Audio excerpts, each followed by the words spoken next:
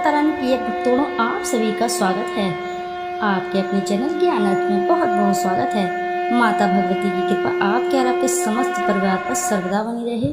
श्रोताओं, आज की इस कथा में आप श्रवण करेंगे, आप रसपान करेंगे शुक्रवार की पावन पवित्र व्रत कथा, जिसके श्रवण मात्र से साधक के सभी पाप कर्म नष्ट हो जाते हैं और साथ ही जीवन से दुख दरिद्रता का नाश होता है।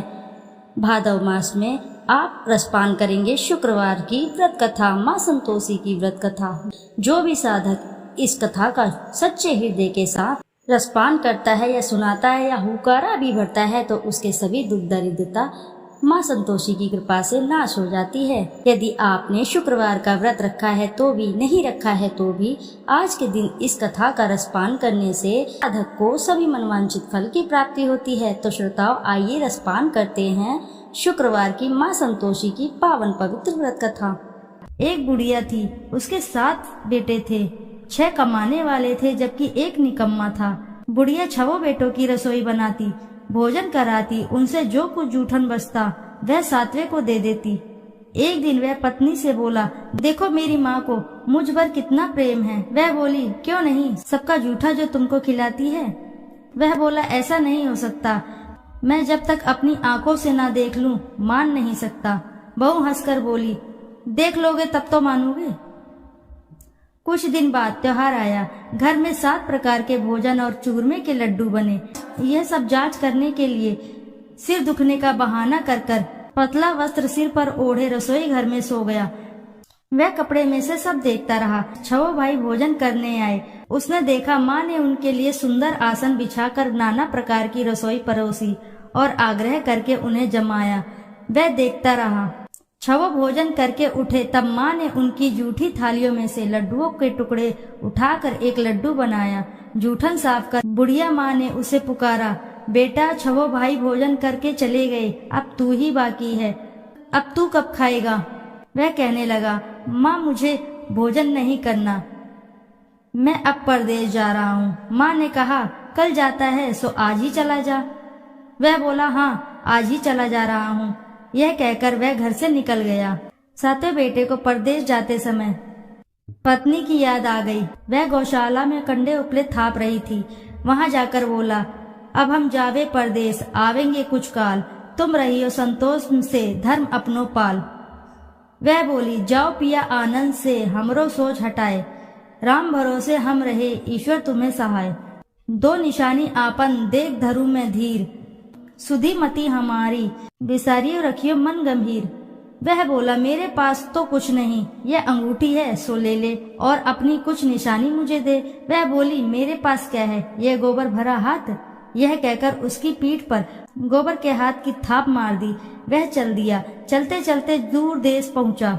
वहां एक साहूकार की दुकान थी। वहां जाकर कहने लगा, भाई मुझे नौकरी पर रख लो। साहूकार को जरूरत थी। बोला, रह जा। लड़के ने पूछा, तनख्वाह क्या दोगे। साहूकार ने कहा, काम देखकर दाम मिलेगा। साहूकार की नौकरी मिली। वह सुबह 7 बजे से 10 बजे तक नौकरी बजाने लगा। कुछ दिनों में दुकान का सारा लेन देन, हिसाब किताब, ग्राहकों को माल बेचना, सारा काम करने लगा। साहूकार के साथ 8 नौकर थे। वे सब चक्कर खाने लगे। यह तो बहुत होशियार बन गया। सेठ ने भी काम देखा और 3 महीने में ही उसे आधे मुनाफे का हिस्सेदार बना लिया। वह कुछ वर्ष में ही नाबी सेठ बन गया और मालिक सारा कारोबार उस पर छोड़कर चला गया। इधर उसकी पत्नी को सास ससुर दुख देने लगे। सारी गृहस्थी का काम करा के उसे लकड़ी लेने के जंगल में भेजते। इस बीच घर के आटे से जो भूसी निकलती है उसकी रोटी बनाकर रख दी जाती और फूटे नारियल की नारियली में पानी। एक दिन वह लकड़ी लेने जा रही थी। रास्ते में बहुत सी स्त्रियां संतोषी माता का व्रत करती दिखाई दी। वह वहां खड़ी होकर कथा सुनने लगी और पूछा, बहनों तुम किस देवता का व्रत करती हो और उसके करने से क्या फल मिलता है। यदि तुम इस व्रत का विधान मुझे समझा कर कहो तो मैं तुम्हारा बड़ा ही एहसान मानूंगी। तब उनमें से एक स्त्री बोली, सुनो, यह संतोषी माता का व्रत है। इसके करने से निर्धनता दरिद्रता का नाश होता है और जो कुछ भी मन में कामना हो वह सब संतोषी माता की कृपा से पूरी होती है। तब उसने उस व्रत की विधि पूछी। वह भक्तिनी स्त्री बोली, 1.25 आने का गुड़, चना लेना, इच्छा हो तो 5.25 आने का लेना या 1.25 रुपए का भी सहूलियत के अनुसार लाना। बिना परेशानी और श्रद्धा व प्रेम से जितना भी बन पड़े सवाया लेना। प्रत्येक शुक्रवार को निराहार रहकर कथा सुनना, इसके बीच क्रम टूटे नहीं, लगातार नियम पालन करना। सुनने वाला कोई ना मिले तो घी का दीपक जलाकर उसके आगे या जल के पात्र को सामने रखकर कथा कहना। जब यह कार्य सिद्ध हो जाए नियम का पालन करना और कार्य सिद्ध हो जाने पर व्रत कथा का उद्यापन करना। 3 मास बीतने पर माता फल अवश्य ही पूर्ण करती हैं। यदि किसी के ग्रह खोटे भी हों तो भी माता वर्ष भर में कार्य सिद्ध करती हैं। फल सिद्ध होने पर उद्यापन करना चाहिए, बीच में नहीं। उद्यापन में 2.5 सेर आटे का खाजा और इसी परिणाम से खीर तथा चने का साग 8 लड़कों को भोजन कराना। जहाँ तक मिले देवर जेठ भाई बंधु के हों, ना मिले तो रिश्तेदार और पास पड़ोसियों को भी बुला सकते हैं। उन्हें भोजन करा यथा शक्ति दक्षिणा दे माता का नियम पूरा करना है। उस दिन घर में खटाई न खाना। यह सुन बुढ़िया की बहू चल दी। रास्ते में लकड़ी के बोझ को बेच दिया और उन पैसों से गुड़ चना ले माता के व्रत की तैयारी कर आगे चली और सामने मंदिर देखकर पूछने लगी, यह मंदिर किसका है? सब कहने लगे, संतोषी माता का है। यह सुनकर माता के मंदिर में जाकर चरणों में लौटने लगी। दीन हो विनती करने लगी, माँ मैं निपट अज्ञानी हूँ, व्रत के कुछ भी नियम नहीं जानती हूँ, मैं दुखी हूँ। हे माता जगत जननी मेरी दुख दूर करो, मैं तेरी शरण में हूँ। माता को दया आई। एक शुक्रवार बीता कि दूसरे को उसके पति का पत्र आया और तीसरे शुक्रवार को उसका भेजा हुआ पैसा आ पहुँचा। यह देख जेठ जेठानी मुंह सिकोड़ने लगे, लड़के ताने देने लगे। काकी के पास पत्र आने लगे, रुपया आने लगा। अब तो काकी की खातिर बढ़ेगी। बेचारी सरलता से कहती, भैया कागज आए, रुपया आए, हम सबके लिए अच्छा है। ऐसा कहकर आंखों में आंसू भरकर संतोषी माता के मंदिर में मातेश्वरी के चरणों में गिरकर रोने लगी। माँ मैंने तुमसे पैसा कम मांगा है, मुझे पैसे से क्या काम है, मुझे तो अपने सुहाग से काम है, मैं तो अपने स्वामी के दर्शन मांगती हूँ। तब माता ने प्रसन्न होकर कहा, जा बेटी तेरा स्वामी भी आएगा। यह सुनकर खुशी से बावली होकर घर में जा काम करने लगी। अब संतोषी माँ विचार करने लगी, इस भोली पुत्री को मैंने कह तो दिया कि तेरा पति आएगा, लेकिन कैसे? वह तो इसे स्वप्न में भी याद नहीं करता, उसे याद दिलाने को मुझे ही कुछ करना पड़ेगा। इस तरह माताजी उस बुढ़िया के बेटे के पास जा स्वप्न में प्रकट होकर कहने लगी, साहूकार के बेटे सो रहा है या जागता है? वह कहने लगा, माता सोता भी नहीं जागता भी नहीं हूँ, कहो क्या आज्ञा है? माँ कहने लगी, तेरे घर बार कुछ है कि नहीं? वह बोला, मेरे पास सब कुछ है, माँ बाप है, बहू है, क्या कमी है?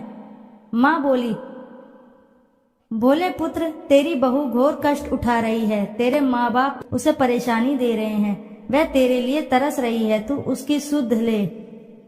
वह बोला, हाँ माताजी यह तो मालूम है, परंतु जाऊं तो जाऊं कैसे? परदेश की बात है, लेन देन का कोई हिसाब नहीं, कोई जाने का रास्ता नहीं आता, कैसे चला जाऊं? माँ कहने लगी, मेरी बात मान, सवेरे नहा धोकर संतोषी माता का नाम ले, घी का दीपक जलाकर दंडवत कर दुकान पर जा बैठ। देखते ही देखते सारा लेन देन चुक जाएगा, जमा का माल भी बिक जाएगा, सांझ होते होते धन का भारी ठेल लग जाएगा। अब बूढ़े की बात मानकर वह नहा धोकर संतोषी माता को दंडवत घी का दीपक जला दुकान पर जा बैठा। थोड़ी देर में देने वाले रुपया लाने लगे, लेने वाले हिसाब लेने लगे, खरीदार नगद दाम दे सौदा करने लगे। शाम तक धन का भारी ठेर लग गया। मन में माता का नाम ले, चमत्कार देख प्रसन्न हो घर ले जाने के वास्ते गहना कपड़ा सामान खरीदने लगा। यहाँ काम से निपट तुरंत घर को रवाना हुआ। उधर उसकी पत्नी जंगल में लकड़ी लेने जाती, लौटते वक्त माता जी के मंदिर में विश्राम करती। वह तो उसके प्रतिदिन रुकने को जो भी स्थान ठहरा, धूल उड़ती हुई देख वहाँ माता से पूछती है, हे माता यह धूल कैसे उड़ रही है? माता कहती है, हे पुत्री तेरा पति आ रहा है, अब तू ऐसा कर लकड़ियों के 3 बोझ बना ले, एक नदी के किनारे रख और दूसरा मेरे मंदिर व तीसरा अपने सिर पर। तेरे पति को लकड़ियों का गट्ठर देख मोह पैदा होगा, वह यहाँ रुकेगा, नाश्ता पानी खाकर माँ से मिलने जाएगा। तब तू लकड़ियों का बोझ उठाकर जाना और चौक में गट्ठर डालकर जोर से आवाज लगाना, लो सासू जी लकड़ियों का गट्ठर लो, भूसी की रोटी दो, नारियल के खोपड़े में पानी दो, आज मेहमान कौन आया है। माता जी से बहुत अच्छा कहकर वह प्रसन्न मन से लकड़ियों के 3 गट्ठर बनाई, एक नदी के किनारे पर और एक माता जी के मंदिर पर रखा। इतने में मुसाफिर आ पहुंचा। सूखी लकड़ी देखकर उसकी इच्छा उत्पन्न हुई कि हम यहीं पर विश्राम करें और भोजन बनाकर खा पीकर गांव जाएं। इसी तरह रुक कर भोजन बना विश्राम करके गांव को गया। सबसे प्रेम से मिला। उसी समय सिर पर लकड़ी का गट्ठर लिए वह उतावली सी आती है, लकड़ियों का भारी बोझ आंगन में डालकर जोर से 3 आवाज देती है, लो सासू जी लकड़ियों का गट्ठर लो, भूसी की रोटी दो, आज मेहमान कौन आया है। यह सुनकर उसकी सास बाहर आकर अपने दिए हुए कष्टों को भुलाने हेतु कहती है, बहू ऐसा क्यों कहती हो, तेरा मालिक ही तो आया है, आ बैठ, मीठा भात खा, भोजन कर, कपड़े गहने पहन। उसकी आवाज सुनकर उसका पति बाहर आता है, अंगूठी देखकर व्याकुल हो जाता है। माँ से पूछता है, माँ यह कौन है। माँ बोली, बेटा यह तेरी बहू है, जब से तू गया है तब से सारे गांव में भटकती फिरती है, घर का कामकाज कुछ करती ही नहीं, 4 पहर आकर खा जाती है। वह बोला, ठीक है माँ, मैंने इसे भी देखा और तुम्हें भी, अब दूसरे घर की ताली दो, उसमें रहूंगा। माँ बोली, ठीक है, जैसी तेरी मर्जी। तब वह दूसरे मकान की 3री मंजिल का कमरा खोलकर सारा सामान जमाया। एक दिन में राजा के महल में जैसा ठाट बाट बन गया। अब क्या था, बहू सुख भोगने लगी। इतने में शुक्रवार आया। उसने पति से कहा, मुझे संतोषी माता के व्रत का उद्यापन करना है। पति बोला, खुशी से कर लो। यह वह उद्यापन की तैयारी करने लगी। जिठानी के लड़कों को भोजन के लिए कहने गई। उन्होंने मंजूर किया, परंतु पीछे से जिठानी ने अपने बच्चों को सिखाया, देखो भोजन के समय खटाई मांगना, जिससे उसका उद्यापन पूरा ना हो। लड़के खाने आए, खीर खाना पेट भर खाया, परंतु बाद में खाते ही कहने लगे, हमें खटाई दो, खीर खाना हमको नहीं भाता, देखकर आरुचि होती है। वह कहने लगी, भाई खटाई किसी को नहीं दी जाएगी, यह तो संतोषी माता का प्रसाद है। लड़के उठ खड़े हुए, बोले, पैसे लाओ। बोली बहू कुछ जानती नहीं थी, उन्हें पैसे दे दिए। लड़के उसी समय हट करके इमली खटाई ले खाने लगे। यह देखकर बहू पर माता जी ने कोप किया। राजा के दूत उसके पति को पकड़कर ले गए। जेठ जेठानी मनमाने वचन कहने लगे, लूट लूट कर धन इकट्ठा कर लाया है, अब सब मालूम पड़ जाएगा, जब जेल की मार खाएगा। बहू से यह सहन नहीं हुए। माता संतोषी से मांगी माफी।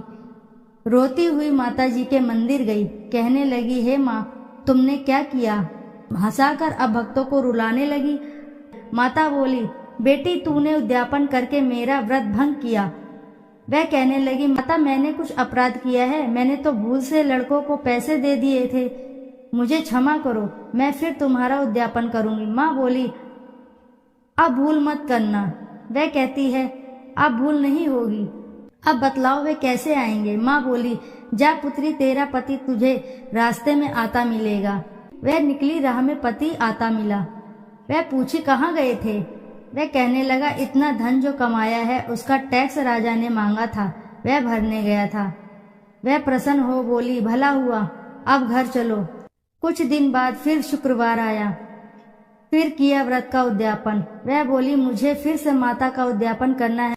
पति ने कहा, करो। बहू फिर से जेठ के लड़के को भोजन को कहने गई।